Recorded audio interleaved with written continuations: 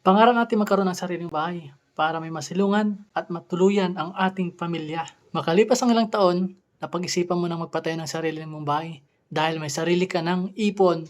Pero hindi naging madali yun dahil dumaan ka sa pagod, hirap, gutom, at minsan ay umiiyak ka nang walang nakakaalam. Dumating na nga sa point na nakikipag-deal ka na sa gagawa ng iyong bahay. At okay ang usapan, naging success. Pero ang sabi niya sa'yo, huwag ka muna pumunta dito. Ako nang bahala sa iyong bahay. Ayaw kitang napapagod pumupunta dito. At makalipas ang ilang araw, patapos na yung ginagawa mong bahay at bigla mong naisip na pumunta doon. Kaso, first time ko tong makakita ng ganito. Kahoy lahat to, tingnan nyo mga poste niya sa taas, panay kahoy, bakit ganyan? Taon-taon, buwan-buwan, araw-araw, oras-oras may dumadating na sakuna. Kaya lagi tayo maganda dahil iba magbiro ang panahon.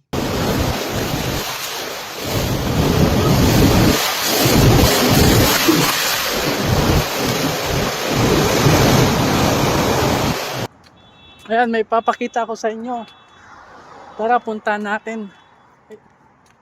Ito yung nadaanan ko kahapon, kaya ngayon babalikan ko siya.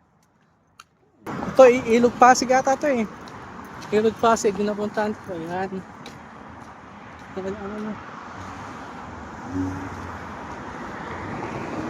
A few moments later. Dahil sabi ng aking nilakbay, hindi ko namalayan na nakarating na pala ako dito. Papunta na po yan ng San Diego. Ayan, pag lumiko ka dito, pa San Diego na yan. Ayan. Yan yung freeway sa taas. O baka parang Teplex sa atin. Kailangan mo. Ayan. Okay, let's go. At sa wakas, nakarating na rin ako sa aking paroroonan. Ganyan ginagawa yung bahay dito sa Amerika. Ayan, siguro mga commercial yan. Yan, tingnan nyo, panay kahoy. Tapos ang halaga ng bahay na yan, nasa ang halaga ng bahay na ito, o building na to, nagkukusto ng mga siguro mga 30 million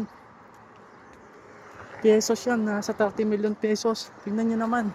Dito ayan o. Yan yung nasa likod natin, panay kahoy yan. Kaya yung pag once na nasunog yan, automatic sunog lahat kasi nga kahoy yung ginagamit. With a third out-of-control wildfire exploding overnight in the Los Angeles area. 2003 hit movie Freaky Friday was filmed. The school superintendent saying about 30% of the high school campus has been damaged. Other structures include Real in Malibu, a nearly 40-year-old business, and the Bunny Museum. Now, celebrity homes also. Ganyan pala ginagawa yung bahay dito. Kung makikita nyo po, kung mapapansin nyo, wala nang mga semento dyan sa taas o kaya mga bakal. Karamihan mga kahoy na. Kaya pala ganito ang nangyari dito. Shows just how devastating the LA fires have been.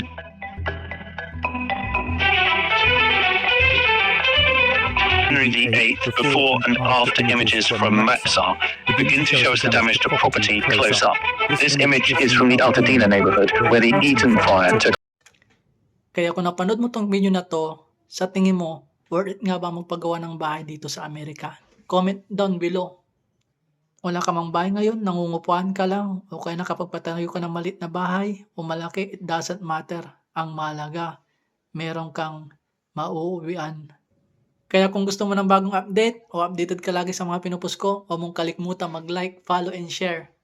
Maraming salamat!